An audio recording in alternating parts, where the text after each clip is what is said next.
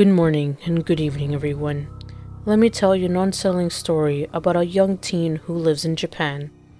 She was a regular school student, having to move very often as the summer season was not enough to move, as she felt uneasy upon meeting new people and became very distant towards her family, as leaving everything behind, her family was only focused upon their new loving home and left their only daughter aside.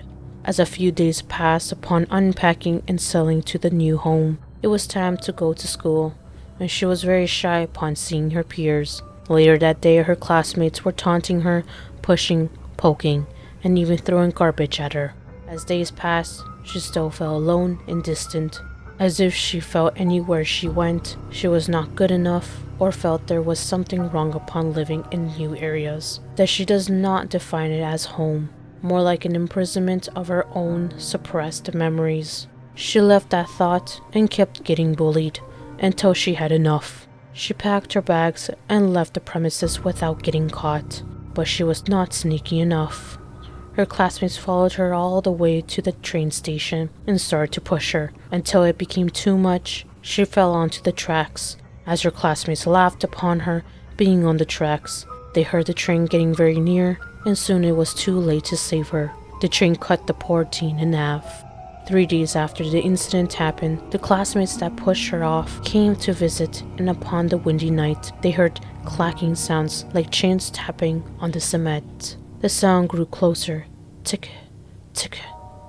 The classmates grew fear.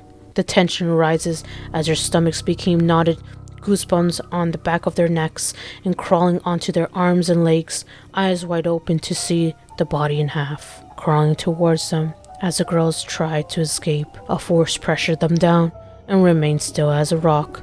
The half-bodied team smiled at them, and it wanted revenge. She lunged upon her classmates, dragged them throughout the station, and started to torn their upper and lower bodies. As she ate their flesh, she only left her upper body. Early the next morning, a scream echoed, and the worker followed the sound and was shocked to find only 3 young ladies' upper bodies. It said that the spirit of the young schoolgirl still lingers upon her next victims at the train stations at night, by searching for the next bullies to take revenge on, by taking their legs to the ones who cannot help her. And ladies and gentlemen, I am your friendly neighborhood spirit detective, and this story was based on a Japanese urban legend about the ghost of a schoolgirl named Kashima Raiku.